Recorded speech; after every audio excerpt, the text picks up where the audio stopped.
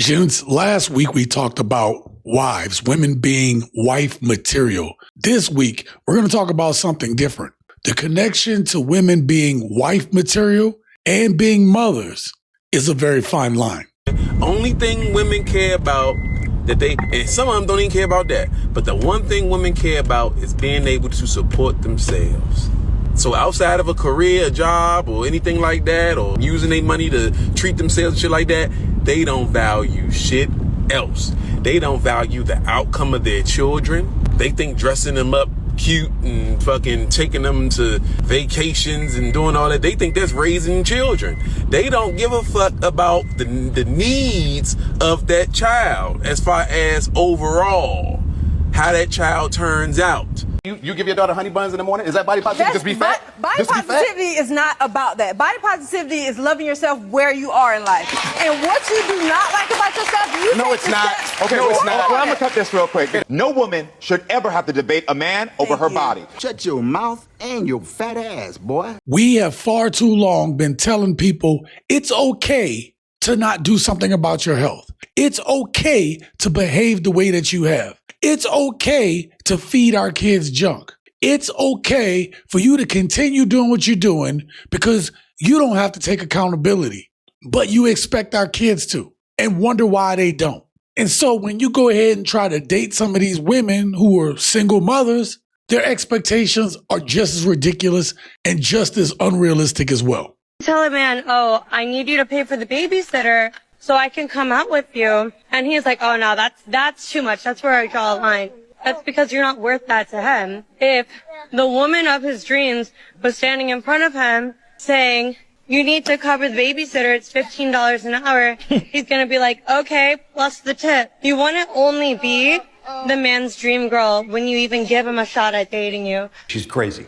You're expecting a man to pay for the dinner, pay your bills. He got to pay for your babysitter too. Last week, even in a marriage, we got to see how chaotic, how dysfunctional that some of these modern women actually are. Physical abuse.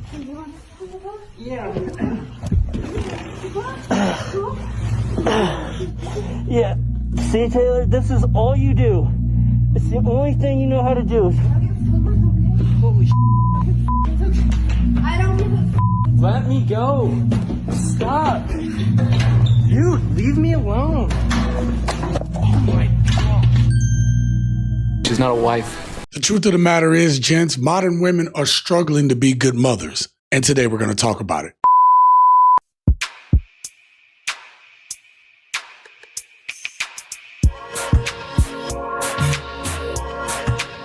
What up, gents? Welcome to TSG Uncut. I am your host, Shaun C. I'll be honest with you all, gents. I came up with today's topic because I got a phone call this weekend, and it was from one of my children's moms. Everything was okay. The weekend felt good up until that point. And listen, I'm not going to put her on full blast. I'm going to say that even though that I have a relationship with my child, with my son, me and my child are doing well. We talk all the time. Everything was going along fine. This woman found a reason to call me on something that she should have, or at least made sure that I knew about, and then attempts to gaslight me while we're on the phone. And I realize how tired I am of this shit. And I know some of you have gone through some of the same things. I've heard from you down in the comments. As men, we're trying our best to be fathers to our kids. I always say, if you got a problem raising our kid, send my kid here, okay? I'll never call you for anything. We'll never need anything from you. That kid will be fine. But when you tell them that, they get offended. And you have a number of women who want to continue to use that child as a pawn. Instead of making sure that child is in the best situation, they'll let their ego and their pride get in the way. And when that happens, that child isn't getting the best parenting experience. I realize that there is a connection between a woman being able to be a wife and her ability to be able to be a mother, a good mother, because that nurturing that the child needs, that understanding needs to be given to her husband or that child's father, especially when that child's father isn't doing anything to you. When that child's father has no beef with you. I'm going to take y'all through a journey today please bear with me because it's going to go through some things that we need to talk about. So do me a favor, hit that like button. And with that being said, let's get started. Say I probably checked out as soon as I had my son. Never planned to be a mother, but I thought when becoming a mother, I would have a partner. I learned quickly after giving birth that he looked at me as a 1960s, like, you cook, you clean, you take care of the child, and I'm the provider, I work. And so when I would ask for help, it was just flat out no. And I started feeling like a single mother and a single woman in the marriage. How many times have we heard this? How many times have we heard from women saying they feel like they're doing it all alone? You know, it's funny to me when you have men who actually do help out, do cook, clean, do help out. You know what, gents? Women don't respect men that do that. You know what, gents? I even heard a woman once talk about that.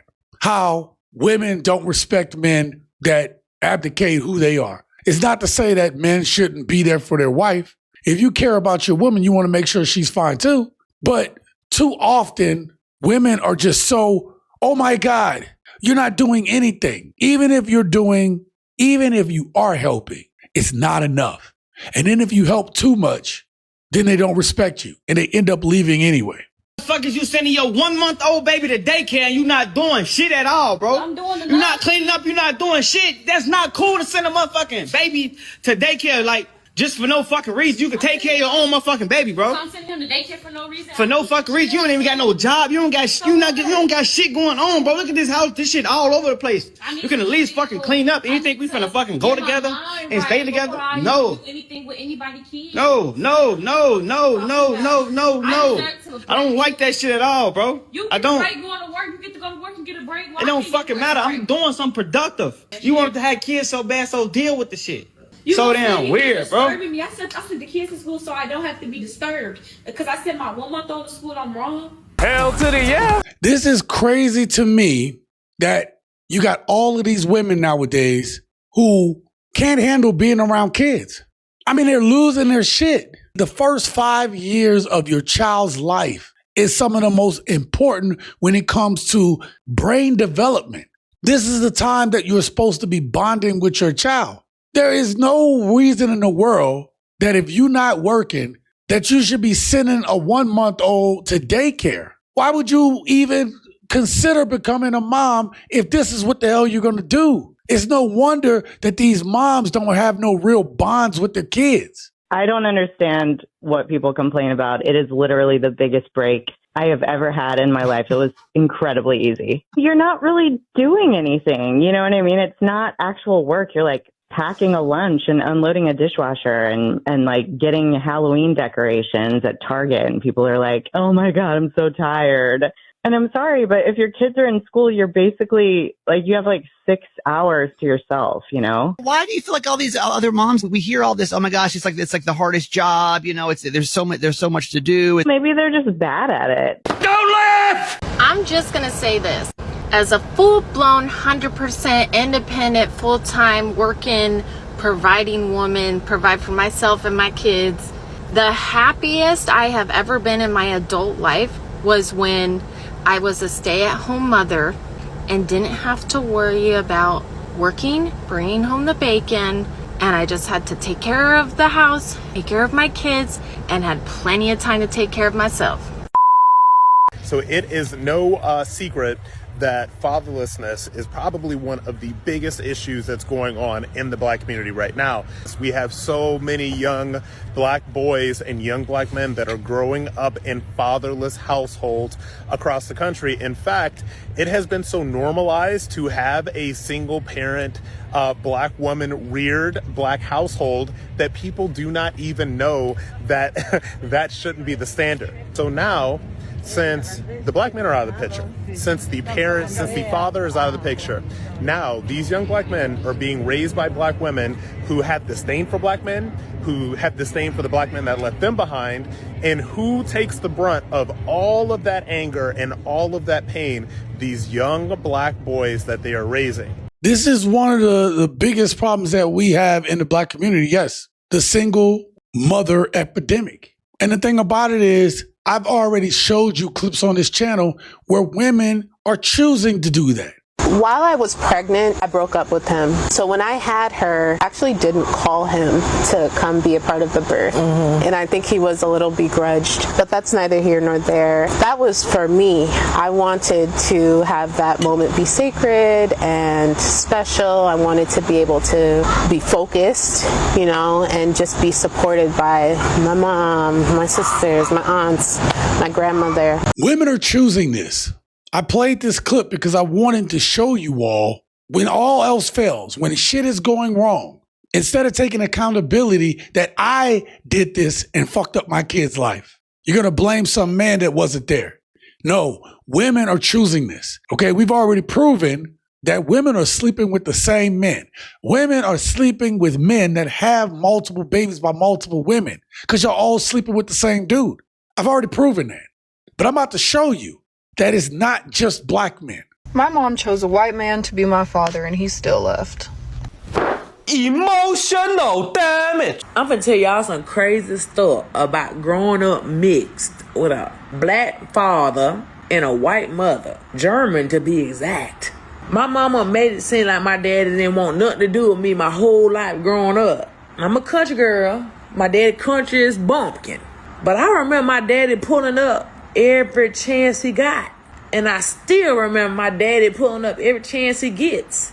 Where's my mama? It's a damn good question. Realistically, nobody could keep your kids away from you because you can go to court and get a fucking visitation order and just stick to that order. And if she doesn't stick to the order, then she can get in trouble. Well, not really. Yes, she's supposed to get in trouble, but it's not enforced. Like, I've seen family members of mine go through this. Like, literally win the court order, pay for the lawyer, win the case, all this kind of stuff, get mandated visitation. One of my relatives literally would travel from the Bronx to Brooklyn every weekend that he had supposed to get his kids. They had an arrangement where they would pick up at the precinct. And even at the precinct, she would deny to let the kids leave with them.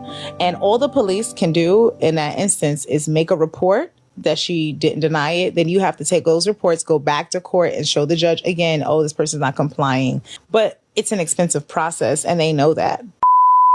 Baby daddies is getting full custody of the kids. And they getting child support. I never thought I'd see today. Damn. Mama's is outside. Mama's is at the club and the bar. Okay? Mama's is laid up with some nigga and she not worried about them kids. How the roles have swapped. Mama's went from crying and complaining about, oh, he not around, he don't do this for the kids, he don't do that and everything else, and I don't know where he is. And now the fathers is talking about, I don't know where she at, and I got it. Why are there so many dads present at school drop-off? Like, what dad is able to come pick their kid up at 2:30 in the afternoon? Do you work? So now active fathers are the complaint? Because what do you mean, why are there dads picking up their children? Did we not spend the past half decade talking about how men need to be more active in their child's life? Contrary to popular belief, black men are some of the most active fathers of all the race demographics. We continue to hear about how bad it is in the black community. We continue to hear these narratives that fathers don't want to be there. P and I talk about this all the time, particularly we talked about it on Partners in Crime, but I wanted to talk about it here today. The narrative has been pushed so long that we don't want to do the right things, that people just believe it. And that's why it's so important as a father to let your children know what you've been trying to do. Let your children know that you love them. Let your children know what your plan is with them. Let your children know that even if they don't hear from them, you're not giving up on them, because they need to know that wisdom. They need that wisdom imparted to them. Now, do they need the time as well? Absolutely. But in the absence of that, do as much as you can for them to know. Save receipts, save letters.